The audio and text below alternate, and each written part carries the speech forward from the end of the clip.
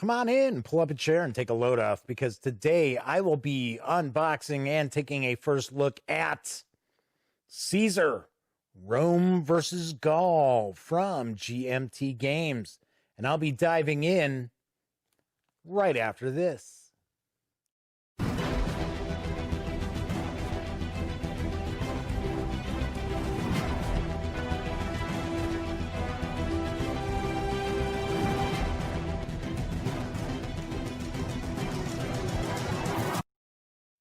Howdy, howdy, howdy, gang. Yes, I'm Jeff McAleer, back once again as your host here at the Gaming Gang channel. As I mentioned in the open, I am going to be unboxing and taking a first look at Caesar, Rome versus Gaul in just a moment.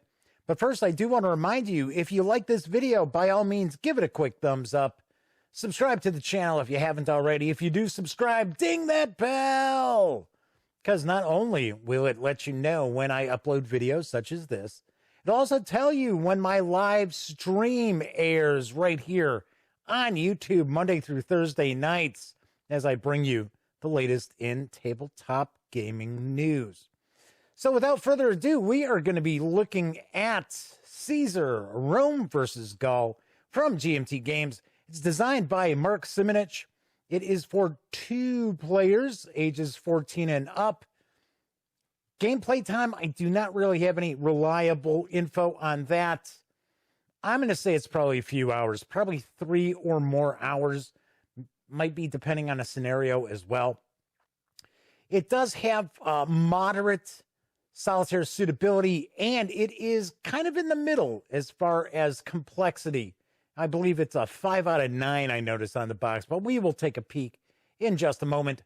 This is available right now. It does carry an MSRP of $60. So let's swing on over to the other camera so we can get a first look at Caesar, Rome versus Gaul. Very cool cover artwork. Gotta like that. The artwork is Paweł Kurowski. Did the cover artwork for this. So pretty sweet. Pretty sweet. So let's first of all, let's get this shrink wrap off. And then we will be able to dive in. I do understand that this is kind of a card-driven game, and we'll see that from the back. Also, it's not hexes or anything along those lines. It is essentially point-to-point movement, it looks like.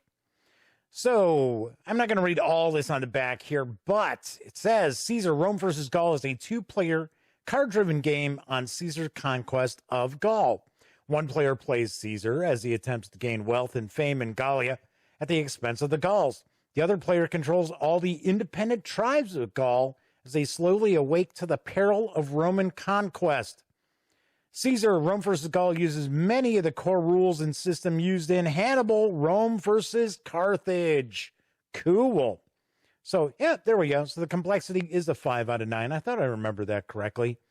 And kind of medium solitaire suitability. So it's a 4. All right. We're going to jump on in here and take a peek. This box does have some heft to it, so that's cool. So we've got our rule book. Oh, it doesn't look like we got a playbook. Well, a little surprised by that. All right, so let's take a peek through the rule book here. And let's just make sure that this is in focus. There we go. All right. So let's take a peek here. So we've got the introduction, setting up the game, talking about the playing pieces over here. We get some examples of the different counters as well. Trying to center up this. You know what? Let's zoom in a little bit. There we go. That should be all right.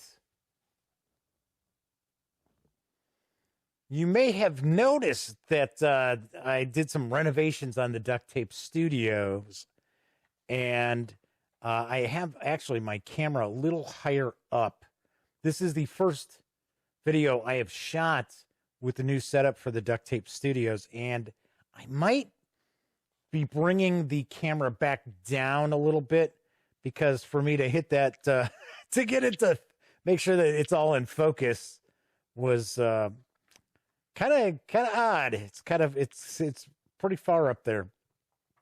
All right, let's get back to this. So we got sequence of play outline, talking about reinforcements, spring muster phase, the strategy phase. Players resolve this phase by playing their strategy cards one at a time, alternating back and forth between them. Strategy phase ends when both players have exhausted their hand. So we have control, talking about types of control, different leaders, stacking and movement, different tribes, talking about the characteristics of the tribes, and reaction movement here. Interception, battles, the attackers and defenders, battle strength, local support, submitting to Caesar. In this situation, the tribe realizes it has no chance of success in the battle and submits to Caesar. Caesar demands and receives hostages to ensure the tribe's compliance. Talking about some rerolls, sieges and subjugation, supply, winter phase, special rules with Britannia and Germania, sea zones, devastation,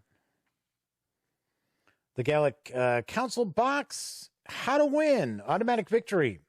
The Gauls win during the political phase if the points the Roman player generated from governance are less than 3, or I should say 3 or less, then the Gauls are going to win. And the Romans automatically win if there are no fortified towns on the map. And the Roman player controls a majority of the provinces in a variety of different areas here. So Belgicia, Celtica, Antiquitania, I don't know, and Provincia. Okay, so we get some hints on play. Well, at least we get a little example of play, even though we don't get a playbook. So we've got that. And then, is this talking about the cards? No, it's still the playthrough. So all in all, what were we looking at here? 19 pages of rules. That's not too bad. Should be pretty easy to jump into. We had a lot of images as well. So let's move on over to some of the counter sheets. We got a few of these. So we've got nice, big, chunky counters, as you can see here. Kind of give you an idea. What about 3/4 of an inch is what it looks like here. So we got dual sides. So we've got our leaders here. I believe we'll have some standees to put these leaders on as well. Taking a look at both sides here of the counter sheets. Looks like we've got 2 counter sheets. And it looks like these are just control markers here for us. See what we've got. So we've got the Romans. We've got the Gauls and other Germanic tribes, I'm sure. And then we've got some devastation tokens here. Flip these over. Of course, dual-sided once again. So we've got that. We have a couple of player aid cards. We've got 2 of these. So we have our battle table. We've got interception and avoiding battle. Siege table, storms at sea. A player sequence of play here. We've got a list of different actions the player can take, movement point cost, and governance victory points. So that is the player aids. And then, lastly, we've got the mounted board. I shouldn't say lastly. There's more stuff in here. What am I cracking up? It's a card-driven game, Jeff. I think we need to see some cards, huh? We'll save that for last. We'll just move that off to the side. So we've got, here's our little standees for our leaders. So we got 3 standees. We've got 2 sets of 6-sided dice, blue and red. Wow. Card sleeves. Look at that. I got to be honest. I think this is the first time I've seen a GMT game that had card sleeves. Somebody out there, I'm sure, is going to correct me if I'm wrong, which it's very, very possible I am wrong. But that's very cool. Of course, the reason being is these aren't traditional sized cards. It's more of a tarot card size here. So that's kind of interesting. All right. So where did I just put my hobby knife? It's like, all right, where is it? So let's take a look at the cards here.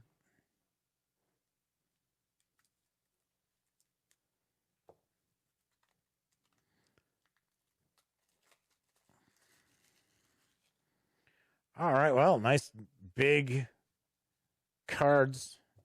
Looks like I think it's all the same deck, right? Yep, they all have the same backing. So we're not going to look at every single card here, but we will take a peek at some. Veni, Vidi, Vici! I came, I saw, I conquered.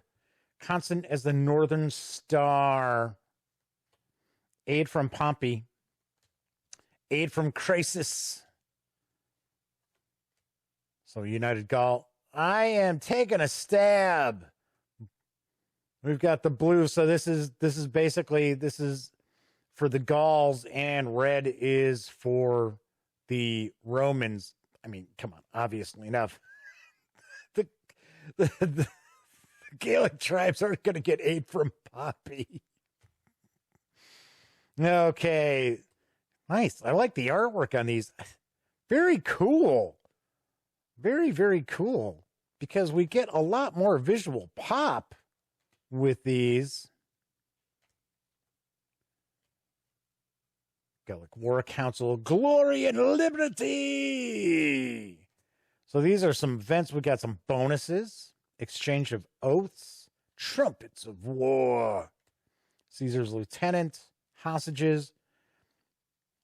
Just want to take a quick peek. Like I said, we're not going to look at every single one, but it appears we do not have a lot of duplication. This looks like this is the first time I've seen duplicates here. So we're probably going to see, I don't know. See, I was going to say we might see a couple of these, but no. German auxiliary cavalry. Okay, we got a couple of these. Wow, this is, I mean, okay, so these lower value cards, I'm taking a guess this might be, because it says here we've got the one action point. I'm assuming that, for an example, that's 2 action points. That's 1 action points. But it appears, and I'm taking a stab here. I'm taking a guess. So it's saying, so for an example, we've got unrest spread. So that's kind of an event.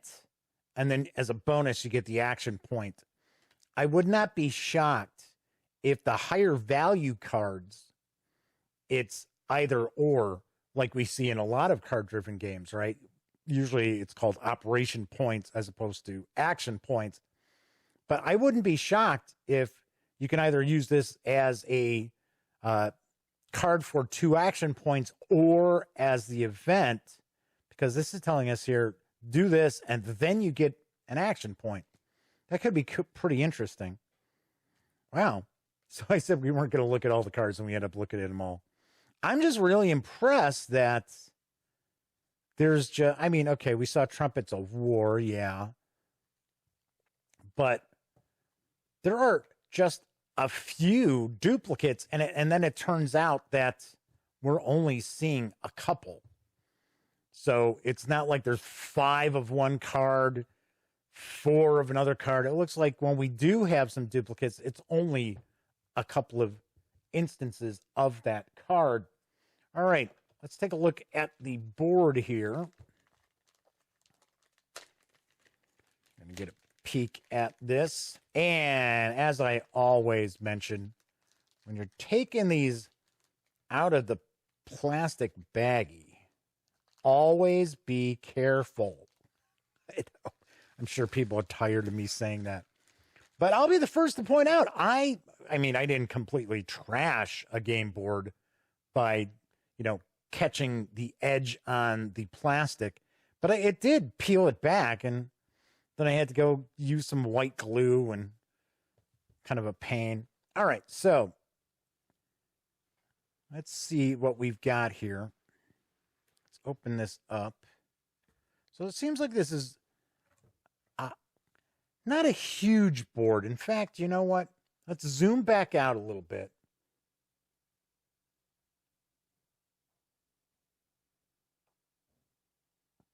Yeah, there you go, Jeff. Let's get your hand right in the shot.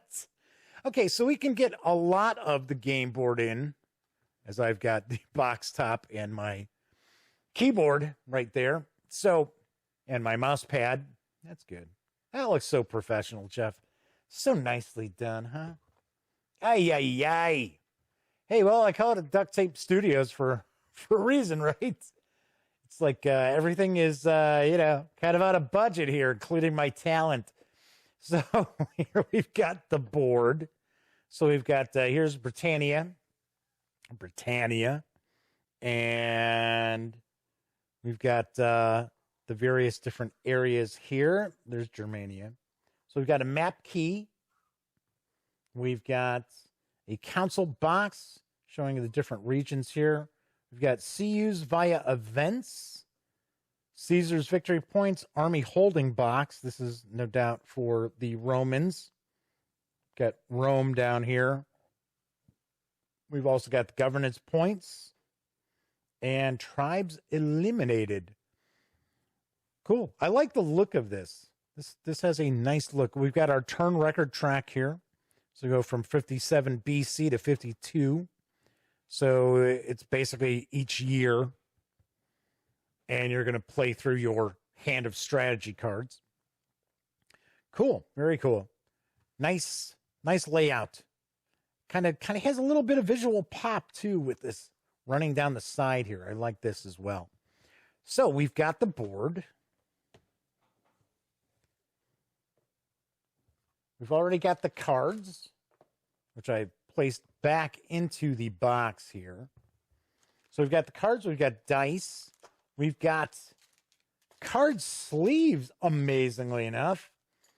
The little standees for our counters, for our leaders, I should say. We've got a couple of player aids, 2 counter sheets, one with control markers and the other with our forces, and our rule book. And that is, I'll get rid of that, what we find when we take everything from Caesar, Rome versus Gaul, outside the box. And of course, I will do my best to have a review of Caesar, Rome versus Gaul in the very near future. All right, so that is it for the unboxing. Let's swing on over to the other camera. Anyway, this looks very cool. I like 2-player games, 2-player card-driven games. I enjoy Washington's War. I know some people, they don't feel it's as historically accurate as it could be, and to some extent, I agree. But I still really enjoy playing it. So I am looking forward to getting this to the table and checking it out. Once again, Caesar, Rome versus Gaul is designed by Mark Simonich. It's from GMT Games. It's for 2 players, ages 14 and up. But I got to admit, taking a look at the rules there, maybe 12 and up would probably maybe work as well. Depends. You know your kids better than I do. So anyway, this is available right now, and it does carry an MSRP of $60. All right, so let me remind you, if you like this video, by all means, give it a quick thumbs up. Subscribe to the Gaming Gang channel if you haven't already. If you do subscribe, ding that bell, because it will not only let you know when I upload videos like this, it also notify you when my live stream airs Monday through Thursday nights right here on YouTube as I bring you the latest in tabletop gaming news. And of course, when you're not watching videos on the Gaming Gang channel, be sure to visit thegaminggang.com for all the latest in gaming news, reviews, and a whole lot more. Get your geek on at thegaminggang.com. All right, I will see you next time. And as I close out all these videos during this never-ending pandemic, here's hoping all of you out there are being smart and staying safe.